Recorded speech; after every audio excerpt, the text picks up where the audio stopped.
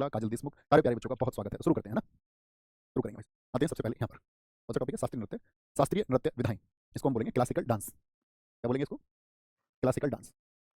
देखो शास्त्रीय नृत्यों के बारे में हमको कैसे पता चला? तो सबसे पहले शास्त्रीय नृत्यों के बारे में जानकारी भरत मुनि के नाट्य शास्त्र में मिलती है। एसएससी का कोई ऐसा एग्जाम नहीं है जिसमें ये ना पूछा गया हो कि नाट्य शास्त्र को किसने लिखा है। नाट्य शास्त्र एक बुक है जिसके राइटर है भरत मुनि। और भरत मुनि ने जब नाट्य शास्त्र को लिखा तो उन्होंने बताया कि भारत में जो शास्त्रीय नृत्यों के बारे में, लेकिन शास्त्रीय नृत्यों की संख्या ऐसा नहीं बताई उन्होंने कि भाई कितनी है, तो क्योंकि बहुत प्राचीन पुस्तक है। क्योंकि कुछ शास्त्रीय नृत्य तो ऐसे हैं जो सन 2000 में जुड़ा, जैसे सत्रिया हमारा तो सन 2000 में जुड़ा, तो उन्होंने प्राचीन नृत्यों के बारे में बताया कि कैसे नृत्य होता है। उन्होंने मन की स्थितियों के बारे में भी बताया था। मन की स्थितियां जैसे आप जब हंसते हो, सोचिए जब आप हंसते हो तो आपके अंदर कौन सा रस पैदा होता है? तो आप कहेंगे हास्य रस पैदा होगा। आप गुस्सा भी तो करते हो, और क्या क्या करते हैं आप बताओ? रौद्र रस पैदा होता है। जब आप किसी बच्चे को देखते हैं, माँ के अंदर वात्सल्य रस पैदा होता है। जब आप अपनी प्रेमिका को देखते हैं तो मतलब एक प्रेमी, आप छोड़िए, जब एक प्रेमी अपनी प्रेमिका को देखता है तो उसके अंदर एक श्रृंगार रस पैदा होता है। उसमें भी दो तरह के एक श्रृंगार तो जुड़ने वाला होता है, संयुक्त श्रृंगार। एक प्रेमिका अगर छोड़ के जा रही हो, ब्रेकअप हो गया हो, सेपरेशन हो गया हो, अलगाव हो गया हो, तो वियोग, वियोग का मतलब छोड़ना हो गया। ठीक है। एक होता है स्थिति को देख करके कि भाई मैं लड़ूंगा, इसको बोलते हैं वीर रस, कहते हैं छात्र के अंदर वीरता का रस होना चाहिए। ठीक है, साहस वाला। एक किसी चीज को देख के आपको बहुत घृणा हो जाएगी, जुगुप्सा जैसी स्थिति, कि आप हेट करने लग जाओगे, यार ये नहीं होना चाहिए। तो उन्होंने मन की स्थितियों के बारे में लिखा, तो उन्होंने नवरस, जिनको नवरस हम कहते हैं, और नवरसों के साथ साथ में उन्होंने वर्णन किया था किसका? शास्त्रीय नृत्य का। किस पुस्तक में? तो इसको हम पंचम वेद कहते हैं। हिस्ट्री में आप पढ़ोगे भारत के इतिहास में कि जो वेदों की संख्या कितनी है। देखो वेदों की संख्या 5 मत लिख देना कि भैया ने पंचम वेद बताया था। तो आप कहेंगे वेदों की संख्या तो 4 है। कौन कौन से 4 वेद हैं? कितने हैं वेद टोटल? 4। ऋग्वेद, यजुर्वेद, सामवेद और अथर्ववेद। ये आप इतिहास में पढ़ोगे सबको, लेकिन इसको 5वें वेद का दर्जा दिया गया है। शास्त्रीय नृत्यों की संख्या कितनी है? 8 है। बहुत इंपॉर्टेंट डेटा रहेगा, कितनी है? 8 है। इसके अनुसार जो हमारा संस्कृति मंत्रालय है वो तो कहता है 9 है, तो फिर 9वां किसको मानता है? लेकिन जो हमारा संगीत नाटक अकादमी है इसको बोलेंगे SNA। संगीत नाटक अकादमी मानता है 8। भैया एग्जाम में 8 और 9 दोनों लिखे आएंगे, तो हमको किसको लिखना है? तो आपको लिखना है संगीत नाटक अकादमी। कौन सा? 8। संस्कृति मंत्रालय अगर शब्द लिख देगा, पूछे संस्कृति मंत्रालय के अनुसार, तो जो हमारा जो कल्चरल मिनिस्ट्री है बोले अकॉर्डिंग टू कल्चरल मिनिस्ट्री, तभी 9 लिखना है, नहीं तो क्या लिखेंगे सारे लोग बोले? अगर वो कुछ नहीं देता और पूछे आपसे शास्त्रीय नृत्य की संख्या कितनी है, क्या आंसर आएगा? 8 आंसर आएगा, 8। साहित्य ना जो आपका सती संगीत नाटक अकादमी, इसकी स्थापना कब हुई थी? 28 जनवरी 1953 को दिल्ली। ठीक है, संगीत नाटक अकादमी, ये इसका एस्टैब्लिशमेंट ईयर है, इसकी स्थापना कब हुई थी? क्या बोला मैंने आपसे? मैंने कहा ध्यान से पढ़ना है। जो लोग कमेंट में व्यस्त हैं अभी भी कमेंट कर रहे हैं, उनको कुछ पढ़ लेनी पड़ेगा, आप अपना सिलेक्शन खोदोगे, मैं हर रोज बताऊंगा आपको इस बात को। लेकिन जो साथी चुपचाप बैठे हुए हैं, बहुत ध्यान से पढ़ रहे हैं, कॉपी पेन लेकर के, वो एक बार आंसर करें। इस तरह से क्या इसको बताऊं मुझे? छऊ को मानता है क्या आपका संगीत नाटक अकादमी? आपके नहीं, इसलिए इसको बोलते हैं सेमी क्लासिकल डांस, अर्ध शास्त्रीय नृत्य। कौन सा ऐसा डांस है जिसको अर्ध शास्त्रीय यानी सेमी क्लासिकल माना जाता है? छऊ को माना जाता है। ये मैं आपको बता चुका हूं, छऊ को यूनेस्को में 2010 में शामिल किया गया। छऊ कितनी तरह का होता है? 3 तरह का। एक मयूरभंज छऊ। मयूर, मयूर कौन कौन नोट्स बना लेता है क्लास से पहले? थम्स अप करो, इसके नोट्स आपको कल मिल गए होंगे। नोट्स बनाए थे। मयूरभंज छऊ, ये कहां पर? उड़ीसा में। सरायकेला छऊ झारखंड में। पुरुलिया छऊ पश्चिम बंगाल। देखो ध्यान से, मयूर को कैसे याद रखेंगे? मयूर क्या करता है? मयूर तो भैया उड़ जाता है। मयूर मोर को ही तो बोलते हैं, हाँ या ना? हाँ जी, मयूर तो उड़ जाता है। पुरुलिया पश्चिम बंगाल में है। बंगाल का रूट वर्ड हमारा क्या होता है बताना? बंगाल को हम हमेशा क्या बोलते हैं? बंगला। जब आप बंगला खरीदने जाओगे, बंगला आधा लोगे या पूरा लोगे? तो बंगला अगर किसी ने लिया है तो भैया पूरा ही लिया होगा। तो पुरुलिया छऊ कहाँ का है? पुरुलिया छऊ बंगाल का, पश्चिम बंगाल का। मयूर उड़ने का काम उड़ीसा, और सरायकेला छऊ झारखंड का। तो कितने छऊ हैं? 3 है। छऊ कितने स्टेट्स में होता है? 3 स्टेट्स में होता है। क्या छऊ एक शास्त्रीय नृत्य है? नहीं भैया, अर्ध शास्त्रीय, आधा शास्त्रीय, क्योंकि अभी उसको पूरी तरह से एक्सेप्ट नहीं किया है, सिर्फ एक मंत्रालय, संस्कृति मंत्रालय उसको मानता है। तो कितने बोलेंगे भैया? वो आपका सेमी क्लासिकल, अर्ध शास्त्रीय है। ओके, आगे आते हैं। अब बात आई, हम तो सेमी क्लासिकल तो जान गए, लेकिन मैंने बताया शास्त्रीय कितने? तो शास्त्रीय 8 है। शास्त्रीय कितने? 8। और नवा ये कौन सा है? ये है आपका सेमी क्लासिकल, अर्ध शास्त्रीय। अर्ध शास्त्रीय। भारत का मैप मैंने आपसे रिक्वेस्ट की थी, आपके सामने होना चाहिए। भारत का मैप आपके पास आ चुका। किस किसने माना? संबंधित राज्य, स्टेट। भरतनाट्यम एक है, भरतनाट्यम, ओडिसी, मणिपुरी, कुचिपुड़ी, कथक, कथकली, मोहिनीअट्टम और सत्रिया। भरतनाट्यम तमिलनाडु का है, ओडिसी उड़ीसा का है, मणिपुरी मणिपुर का है, कुचिपुड़ी आंध्र प्रदेश का है, कथक उत्तर प्रदेश का है, कथकली केरला का है, मोहिनीअट्टम केरल का है, सत्रिया असम का है। ये है हमारे 8 शास्त्र। अब मैं आपसे पूछूं, अगर ये 2000 में जुड़ा तो ये कितना पुराना हो गया? ये मत कह देना भैया ये 25 वर्ष पुराना है, 25 साल पहले जुड़ा। ये है तो बहुत पहले से, लेकिन इसको शास्त्रीय नृत्य घोषित किया गया है। याद रख लेना, हमेशा अपने नोट्स में लिखना। 500 वर्ष पुराना है। ये कितना है? 500 वर्ष पुराना, यानी सन 1500 के आसपास में इसको शुरू किया गया था। अभी बताएंगे किसने शुरू किया। श्रीमद शंकर नारायण ने इसके लिए कैसे प्रयास किए थे, जो हम विस्तार से जानेंगे। भैया भरतनाट्यम को आपने सबसे पुराना कहा, तो ये कितना पुराना है? 2000 वर्ष पुराना है। आज से लगभग 2000 वर्ष पुराना है। कितने साल पुराना है? 2000 साल पुराना है। भरतनाट्यम को कैसे याद रखेंगे? भरत जी किससे मिले थे? भरत जी से याद रखना। भरत मिलाप तो सब जानते हो, भगवान श्री राम जी से मिले थे भरत जी। तो भरत मिलाप तो भैया हम सबने सुना है। तो मिलान से कभी भी नाम आएगा तो मिलन, तमिलनाडु मिलन, मिलन किसका हुआ था? भरत का। ठीक है, ऐसे याद रख लो, तुम मिलना भरत से। तो दिक्कत नवी को हम बता चुके 3 राज्यों में। अब मुझे बताओ जरा, आपने अगर ध्यान से सुना, पश्चिम बंगाल में कौन सा छऊ? पुरुलिया छऊ। झारखंड में सरायकेला छऊ। ओडिशा में कौन सा होगा? ओडिशा में मयूरभंज छऊ। कितने क्लासिकल डांस हुए हमारे? तो ऐसे तो क्वेश्चन बनेगा। एक बनता है दोस्त इनकी स्थिति से, ध्यान से देखना। जो तमिलनाडु है ये भारत में किधर पड़ता है? भारत के मैप में बताओ, भारत के नक्शे में तमिलनाडु कहाँ पर है? तो आप कहोगे तमिलनाडु भैया यहाँ साउथ में है, यानी कि जो भरतनाट्यम होता है वो साउथ में होता है। कहाँ पर? साउथ में। ओडिशा को आप देखोगे, ओडिशा नक्शे में यहाँ पर दिखेगा साउथ ईस्ट में। कहाँ पर है ओडिसी आपका? साउथ ईस्ट, यानी कि साउथ ईस्ट समझते हो या नहीं समझते इतना भी? देखो सभी दिशाओं को हम ऐसे बोलते हैं भारत में। ये भारत का उत्तर है, ये दक्षिण है, ये भारत का पूर्व है, और ये पश्चिम है। नक्शे में हमेशा देखना ऐसे। N फॉर नॉर्थ यानी कि उत्तर, S फॉर साउथ यानी कि दक्षिण, E फॉर ईस्ट यानी कि पूरब, और वेस्ट यानी कि पश्चिम। अब आप बताओ मुझे, मणिपुर किधर पड़ता है भारत में? तो मणिपुर पड़ेगा इधर नॉर्थ ईस्ट में, उत्तर पूर्व में। देखना भारत को ऐसे बांट लेना बीच से। क्या बोलोगे? यहाँ पर देखना उत्तर पूर्व यानी नॉर्थ, नॉर्थ तो ऊपर हो गया, और यहाँ पर क्या है आपका? ई और ईस्ट, नॉर्थ और ईस्ट के बीच में यानी नॉर्थ ईस्ट। मणिपुर कहाँ पर पड़ता है? उत्तर भारत में। उत्तर भारत में क्या नहीं, उत्तर पूर्व भारत। आंध्र प्रदेश देखो कहाँ पर है? आंध्र प्रदेश नक्शे में दिखाई देगा यहाँ पर। आंध्र प्रदेश कहाँ पर पड़ेगा? यानी साउथ इंडिया में भी है, साउथ में। उत्तर प्रदेश इसका तो नाम ही उत्तर है, तो ये कहाँ पर है? नॉर्थ इंडिया में। केरल कहाँ पर है? केरल यहाँ पर है। केरल क्या बोलोगे? ये साउथ में है। केरल ये कहाँ पर है? ये साउथ में है। असम कहाँ पर पड़ता है? असम देखोगे तो यहाँ पर नॉर्थ ईस्ट में। असम कहाँ पर है? नॉर्थ ईस्ट में। अब ध्यान से देखना मेरी बात को, क्या मैं क्वेश्चन आपसे पूछने वाला हूँ। पहले बताओ वह कौन सा शास्त्रीय नृत्य है, वह कौन से शास्त्रीय नृत्य हैं जो एक राज्य से संबंध रखते हैं, या ऐसा कौन सा राज्य है जिसमें दो शास्त्रीय नृत्य हैं, बताओ जरा फटाफट से। ऐसा कौन सा स्टेट है जिसके दो शास्त्रीय नृत्य हैं, ध्यान से देख करके आंसर करें। तो क्या हो गया, केरल। कौन कौन से भैया, कथकली और मोहिनी अट्टम, यानी इसके रूट वर्ड हमने याद कर लिए, कली और अट्टम। बहुत जगह आएंगे स्ट्रेटेजी के में, कली और अट्टम, कली और अट्टम, हमेशा केरल। ठीक है। अच्छा, एक क्वेश्चन हो गया, याद रखोगे ना, हमेशा दिमाग में एग्जाम में बहुत पूछता है ऐसे। भारत का ऐसे जैसा पूछ लेता है कि ओडिसी नृत्य भारत में किस किस क्षेत्र में किया जाता है, चार ऑप्शन देगा, दक्षिण में, उत्तर पूर्व में, दक्षिण पूर्व में, या फिर आपका दक्षिण में। तो कहाँ पर किया जाता है ओडिसी, देखिए दक्षिण पूर्व में, दक्षिण पूर्व में। अच्छा मुझे बताइए, ऐसे कितने क्लासिकल डांस हैं जो दक्षिण भारत से संबंध रखते हैं, ऐसे कितने क्लासिकल डांस हैं जो दक्षिण भारत यानी कि साउथ से संबंध रखते हैं। तो क्या बोलोगे आप कहोगे भैया जो साउथ है, जो साउथ है, साउथ से आप गिनती करोगे तो मिलेंगे चार। ऐसे कितने हैं जो नॉर्थ ईस्ट के, उत्तर पूर्व के हैं, दो। दो। साउथ ईस्ट के कितने हैं, एक। कौन सा, ओडिसी। अच्छा उत्तर, बहुत बार एसएससी ने पूछा है, ऐसा कौन सा शास्त्रीय नृत्य है जो सिर्फ सिर्फ उत्तर भारत में किया जाता है। नॉर्थ इंडिया का सिर्फ एक है, और कहाँ पे होगा ये, नॉर्थ इंडिया में देखना जरा, उत्तर प्रदेश। तो भैया नॉर्थ में उत्तर प्रदेश के अलावा भी कहीं पर होता है, राजस्थान के कुछ क्षेत्रों में भी होता है। किन क्षेत्रों में होता है बताओ, उत्तर प्रदेश के अलावा कहाँ पर, राजस्थान के कुछ क्षेत्रों में भी, राजस्थान के कुछ क्षेत्रों में होता है, राजस्थान के कुछ क्षेत्रों में, in some areas of Rajasthan, in some areas of Rajasthan. सुन पा रहे हैं मेरी बात, समझ पा रहे हैं, ये बहुत इंपॉर्टेंट है, बार बार एग्जाम में से क्वेश्चन रिपीट होते हैं, बार बार। ठीक है, अब तो कुछ बचा नहीं इसमें।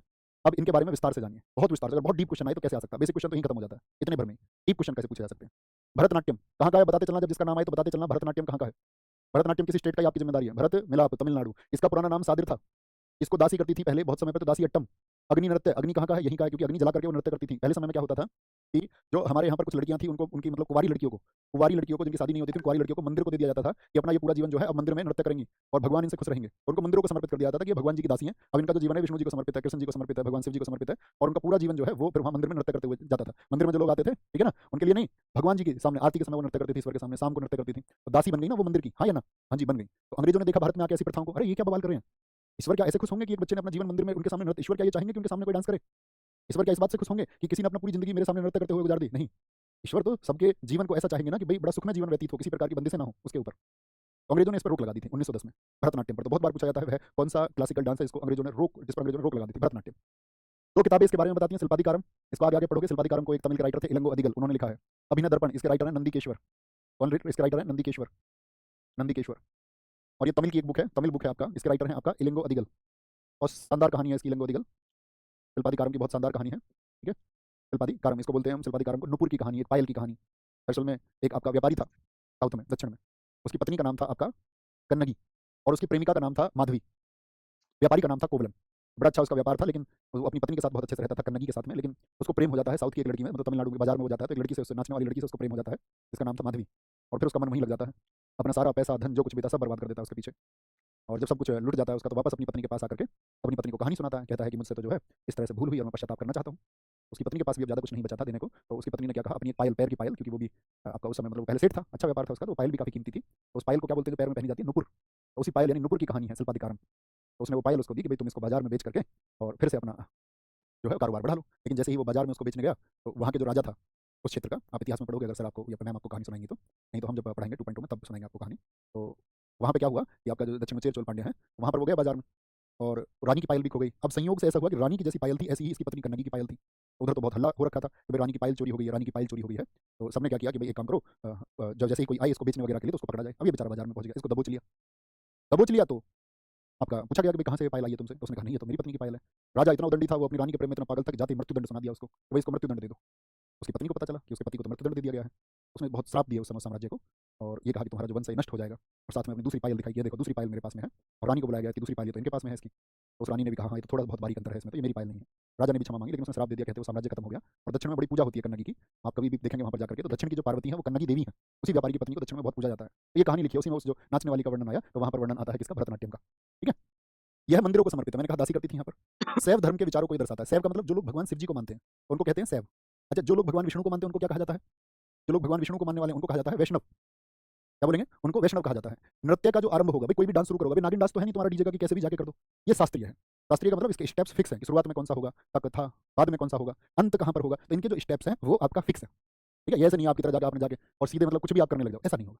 शास्त्रीय नृत्य का मतलब है उसके जो चरण है वो एकदम से चरणबद्ध तरीके से किया जाएगा। ठीक है, नृत्य का आरंभ आला रिपू से होता है। तो पहला स्टेप कौन सा होता है इसका, आला रिपू। मोस्ट इंपोर्टेंट, एग्जाम्स में बहुत पूछा जाता है, जिस चीज को मैं इंपोर्टेंट लिख दूं उसको भूलना मत कभी भी। एक तो आला रिपू, देवताओं को समर्पित है, तो देवताओं का आह्वान किया जाता है कि देवताओं आ जाओ, चिल्लाना, अंत होता है इस पर। तो इसका जो शुरुआत है और जो अंत है वो मत भूलना। देखो ऐसे तो इसके बहुत सारे भाग हैं, लेकिन हमको क्या याद रखना है, शुरुआत और अंत। याद कैसे करोगे, भरतनाट्यम में भारत आने के लिए हम सबसे बोलते हैं नहीं बोलते कि भारत आओ भारत आओ, तो आने में शुरुआत करनी आवाहन, आ से आवाहन बुलाना, क्या बोलोगे इन्वोकेशन, किसी को बुलाना। और तिल्लाना यानी कि अंत हो गया, क्या हो गया, अंत हो गया, अंत। तो जब आना तो ये लाना, भारत आना तो ये लाना, आना और लाना, आ से आला रिपू और लाना से तिल्लाना, तिल्लाना को हम कई बार तिल्लाना भी कहते हैं, ठीक है, तिल्लाना। बहुत बढ़िया, बहुत शानदार। अनिरुद्ध जी कह रहे हैं सर मैं वादा करता हूँ कमेंट ऐसा नहीं हो सकता, बिल्कुल नहीं करूंगा, लेकिन कभी कभी करूंगा। ठीक है, फिर सही है, बहुत बढ़िया। क्या बोलेंगे, आला रिपू जाति स्वरम शब्दम। अब ऐसे याद रखना, भरतनाट्यम था ना ये हमारा, भरतनाट्यम में बार बार आ जाता है, क्या है हमारा भरतनाट्यम, ऐसे याद रखना, देखो यहाँ लिख देते हैं भरतनाट्यम। भरतनाट्यम में बार बार, हमारे पूरे भारत को याद रखो, भारत में आता है क्या, जाति, जाति पे ज्यादा बात होती है हमारे यहाँ, मूर्ख लोग जाति पे ज्यादा बात करते हैं। शब्द, जाति के जैसे शब्द बहुत आते हैं हमारे यहाँ, वर्ण के जैसे शब्द बहुत आते हैं, ठीक है, आ जाति शब्द वर्ण और फिर क्या है पदम और फिर थिल्लाना, ऐसे कुछ याद करके याद रखें। 6 स्टेप्स हैं, बाकी कहानी नहीं याद रखनी है किसमें क्या होता है क्या नहीं होता है। 6 स्टेप, पहला और अंतिम स्टेप नहीं भूलेंगे, पहला स्टेप कौन सा, आला रिपू, अंतिम कौन सा, अंतिम कौन सा, अंतिम कौन सा, बहुत बढ़िया। सर जी हमको अभी पीडीएफ नहीं मिली, बेटा पिछली क्लासेस देखो, उन्होंने बता रखा पीडीएफ कहाँ मिलेगी और कैसे मिलेगी, हर रोज नहीं बताएंगे इस बारे में, पिछली क्लासेस करो प्यारे साथी। उन बच्चों को बहुत डिस्टर्बेंस होता है जो आपसे पहले जान चुके होते हैं, आप एक तो लेट एंटर करते हैं और फिर क्लास को डिस्टर्ब भी करते हैं, ऐसा ना करें प्लीज, क्योंकि जो बच्चा बहुत ध्यान से पढ़ रहा है, अगर मैं अतिरिक्त बातें करूंगा तो उस बच्चे को क्या है डिस्टर्बेंस होता है। तो अतिरिक्त बातें नहीं करनी है कभी भी, और ना कभी आप ऐसे बातों का प्रयोग करें कि मुझे अतिरिक्त बातें करनी पड़े, मेरी आपसे प्रार्थना है। यदि आप मुझे भाई मानते हैं तो मैं आपकी सफलता तक आपके साथ हूँ, और जैसे एक भाई अपने किसी भाई या बहन को सफल देख करके खुश होता है, उतना ही खुश मैं भी होता हूँ जब कभी छात्र सफल होते हैं, और एक गुरु के लिए से बड़ी कोई सफलता भी नहीं होती। तो मैं ये मानता हूँ कि वो मेरे घर में सिलेक्शन आया है, क्योंकि आप सेलेक्ट होंगे तो हमारा भविष्य आपके भविष्य पर निर्भर करता है, और यही आरडब्ल्यू की पहचान भी है। रूप का स्वरूप पाने वाला भारत का पहला शास्त्रीय नृत्य, ये तो मैं आपको बता चुका है, पहला शास्त्रीय नृत्य है। इसमें जब डांस होता है तो एक मुद्रा बनती है कटका मुख हस्त मुद्रा, एग्जाम में क्वेश्चन आएगा कटका मुख हस्त मुद्रा का संबंध किससे, भरतनाट्यम से। इसमें 3 उंगलियों को जोड़ करके ओम का प्रतीक बनाया जाता है, ओम का, ओम, ओम का मतलब कौन से ईश्वर को है, ओम बताना जरा। कटका मुख हस्त मुद्रा, हस्त मतलब हाथ, हाथ से एक मुद्रा बनाई जाती है, ठीक है, जो कैसी होती है ओम की जैसी। ओम कौन से भगवान जी के लिए है, ओम भैया भगवान शिव के लिए। तो बताया ना आपको यहाँ पर कि ये शैव धर्म के विचारों की प्रस्तुति है, इसीलिए क्या बनेगा ओम, तो शैव धर्म किससे, भरतनाट्यम से। तो ओम कभी भी पूछे कटका हस्त मुद्रा तो हाथ से मुद्रा कहाँ पर, भरतनाट्यम में। नृत्यकांत तिल्लाना या थिल्लाना पर होता है। नट्टुवार, देखो नाम आया भरतनाट्यम, तो नाट्यम और नट्टू एक जैसे शब्द है या नहीं है भाई, जब कोई नृत्य है तो उसको सिखाने वाला भी तो होगा, एक सिखाने वाला भी होता है, तो ये भरतनाट्यम का शिक्षक होता है, टीचर भी यही है। और जब जिसको टीचर को अपने स्टूडेंट को ये सिखा देता है, और स्टूडेंट जब डांस करता है तो उस समय ये कविता बोलता है, कविता।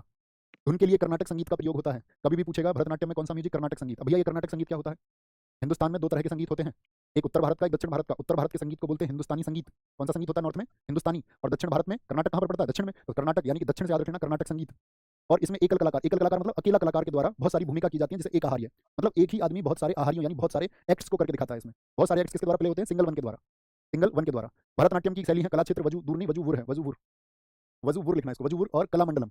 कुछ 4 नाम दे देगा आपको, कभी भी कहेगा कौन सी भरतनाट्यम की शैली नहीं है, कौन सी भरतनाट्यम की शैली नहीं है, तो क्या बोलते, कला क्षेत्र दे देगा, वजूवुर दे देगा, कलामंडलम दे देगा, संकीर्तन दे देगा। तो क्या संकीर्तन है, यस और नो, आप हैं नो। 3 शैलियां कौन कौन सी, कला क्षेत्र वजूवुर कलामंडलम।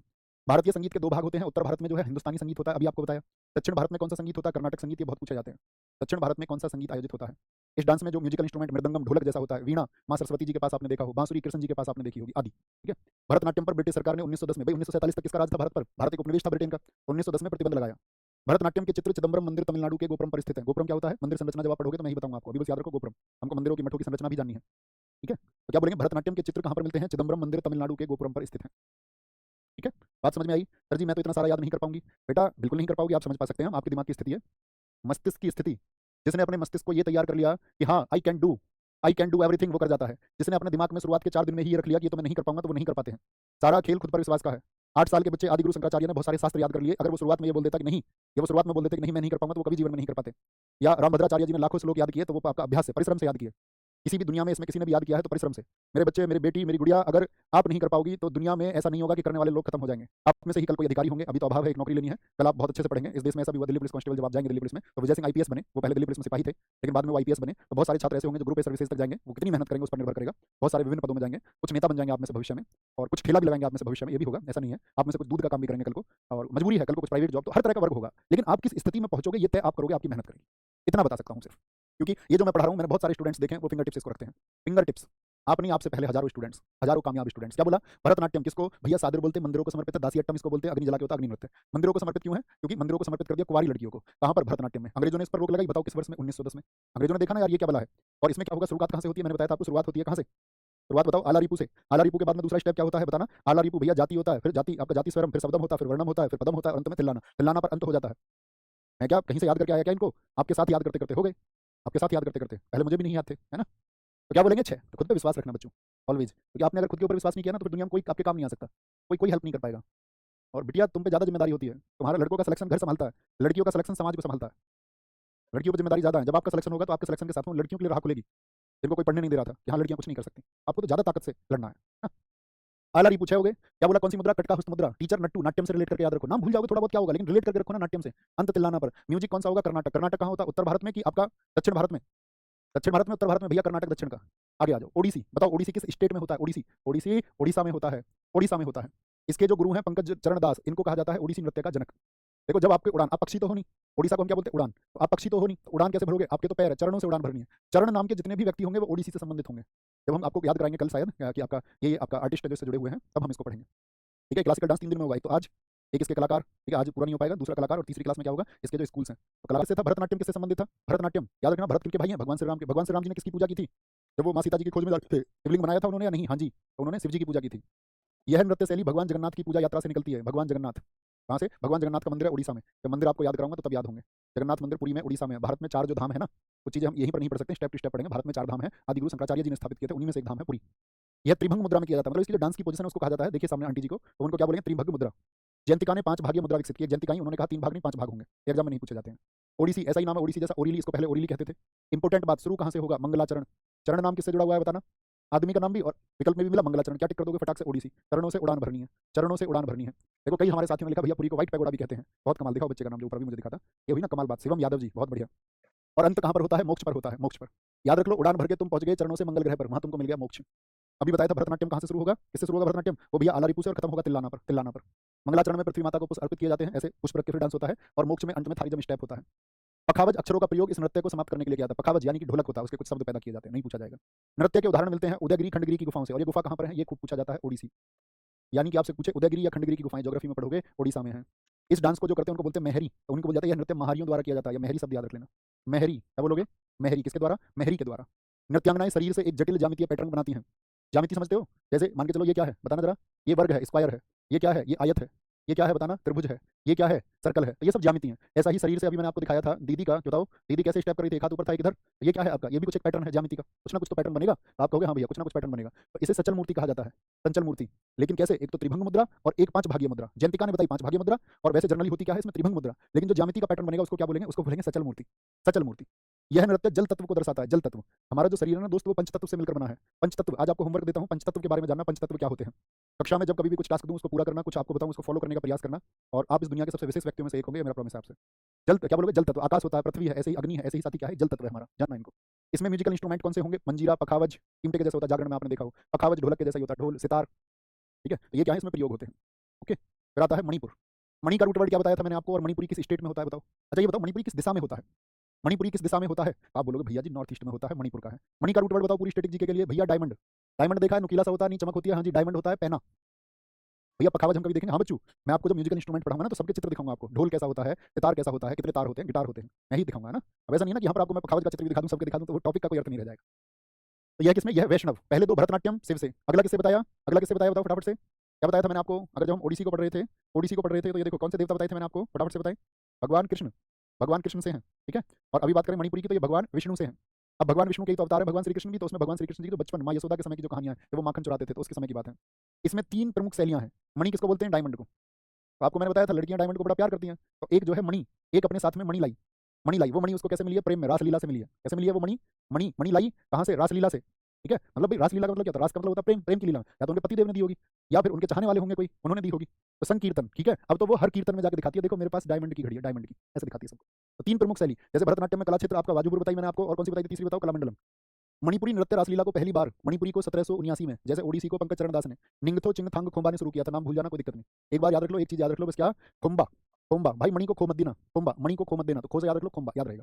ओके, स्कूल अभी मत पढ़ना, स्कूल में आपको जब इस क्लास को एंड करेंगे आर्टिस्ट को, तो तब बताऊंगा किस डांस को आगे बढ़ाने के लिए किसने कौन सा स्कूल। मणि कैसी होती है भैया, डायमंड पहना होता है, इसमें नट गायन का प्रयोग होता है, नट गायन। अब देखो भैया आपने जो पहले म्यूजिकल इंस्ट्रूमेंट आए थे उनको तो इंपोर्टेंट नहीं लिखा था, इसी का क्यों, क्योंकि बच्चे जिसमें एक से ज्यादा म्यूजिकल इंस्ट्रूमेंट प्रयोग हो रहे हैं तो उनको एग्जाम में कभी नहीं पूछेगा, ठीक है। उसमें आदि लिखा हुआ ना, उनमें 10 10 12 12 म्यूजिकल इंस्ट्रूमेंट प्रयोग होते हैं, जिसमें एक म्यूजिकल इंस्ट्रूमेंट प्रयोग होता है, एग्जाम में उसके पूछे जाने के क्वेश्चन ज्यादा हो जाते हैं। कई मेरे साथी, मेरे प्यारे बच्चे तो कलाकारों के नाम भी लिख रहे हैं। मणिपुरी में भैया आपका झावेरी बहने, हाँ जी पढ़ेंगे, 4 बहनें, दर्शना, नैना, रंजना, सुवर्णा, उनके गुरु गुरु विपिन कुमार सिंह, पढ़ेंगे बच्चे पढ़ेंगे। अरविंद कुमार जी, ऐसे छात्र मेरे साथ रहे तो कमाल कर देंगे। नृत्य, वाद्यंत्र बजाना, गाना गाना, एक ही व्यक्ति करता है इसमें सारे काम। गाना भी खुद बजाएगा, गाना गाएगा, म्यूजिकल इंस्ट्रूमेंट भी, तो उस व्यक्ति को बोलते हैं पुंग चोलोम। क्या बोलेंगे, पुंग चोलोम, ठीक है भाई, बड़ा चालू आदमी है, सारे काम कर लेता है, चालोम। अब हमने आपको बताया मणिपुर, जागोई और चोलोम। जागोई और चोलोम, देखो चोलोम रूट वर्ड कहीं भी आएगा वो मणिपुरी से आएगा, तो मणिपुर से कैसे याद रखें भैया लंबे समय तक, मणि डायमंड है। अब लड़की को मिली थी मणि, उसने अपने दादाजी को दे दी ला करके, दादाजी ये मणि है और ये बहुत महंगी है, इसको देख लेना, कोई चुरा ना ले। अब जो दादाजी होते हैं हमारे, आपको तो पता है कि वो तो भैया हर चीज़ को कैसे संभाल के रखते हैं, या दादी समझ लो कैसे संभाल के रखती हैं। तो भाई मणि के चक्कर में दादी जागी रहती हैं या दादाजी जागे रहते हैं। अब दादाजी कैसे जागते हैं? दादाजी तो रात को आपने देखे होंगे हुक्का हुक्का पीने लग जाते हैं, चिलम पीने लग जाते हैं, तो जागे रहते हैं, देखें गाँव में ऐसे ताल बोलते हैं इनको। नागबंध मुद्रा किसमें है? क्या बोलोगे? नागबंध मुद्रा बहुत इंपॉर्टेंट है। इसमें शरीर को 8 आकार के वक्रों के माध्यम से मोड़ा जाता है। 8 वक्र, 8 अष्ट बोलते हैं 8 को, वक्र एक व्यक्ति हुए थे अष्टावक्र, जिन्होंने अपना महागीता ज्ञान दिया है, जो जो हमारा भगवत गीता का ज्ञान है उसके परे का ज्ञान है वो, ठीक है। अष्टावक्र महागीता कभी आप पढ़ना जब आगे जीवन में बड़े हो जाओ, जिसमें शरीर 8 के आकार में वक्रों के माध्यम से जुड़ा होता है। अष्टावक्र से याद रखना, उसको बोलते हैं नागबंध मुद्रा। किससे? मणि से। क्या बोलोगे? मणि से जुड़ी हुई है वो, मणि से, नागबंध। नाग याद है? नाग बोलते हैं ना, नाग मणि लेकर ही मानेगा भाई क्या। हमें तो हमारे दोस्त बचपन में बताते थे सुबह को इच्छाधारी नाग आता है और वो एक मणि को रखता है उसमें, और अगर वो मणि हमने चुरा ली तो फिर हम, हमारे अंदर सारी शक्ति आ जाएंगी। तो हम तो जब सुबह को रनिंग करने जाते थे ना, तो हमने तो बहुत बार ढूंढ लिया जब हम छोटे थे कसम से, कि कहीं उसमें सुबह सुबह, तुमने भी सुनी है ऐसी कोई कहानियां? नहीं कि सुबह सुबह नाग नाग एक मणि को रख के ले चला जाता है, इच्छाधारी नाग। हमने तो बहुत सुनी है भाई। नाग मणि, मणि से याद रख लेना, क्या मणिपुरी में होता है नाग। याद रहेंगे ना ये नाम, पूछे नाग बंधु, आप सटाक से बता दो, 1 सेकंड नहीं लगेगा तुमको। इसमें कलाकार बेलनाकार स्कर्ट पहनते हैं, इसको यूटीआई बोलते हैं। क्या यूटीआई? इसमें कलाकार कभी भी दर्शकों से सीधे आंख नहीं मिलाता है। तो आप सोच लेना दर्शकों से आंख नहीं मिला रहा है, यानी कि आंख कहाँ है फिर? आंख तो सारी मणि पर है, कोई डायमंड को ना चुरा ले। दर्शकों से आंख नहीं मिला रहा है, याद रहेगा। एफर्ट लगाना इस तरह, ऐसा कुछ नहीं है जो आप याद ना कर पाओ, आप याद ना कर पाओ। आज के लिए इतना ही रहने देते हैं, कल हम बाकी के 5 को बहुत विस्तार से जानेंगे और फिर उनके कलाकारों को जानेंगे धीरे धीरे।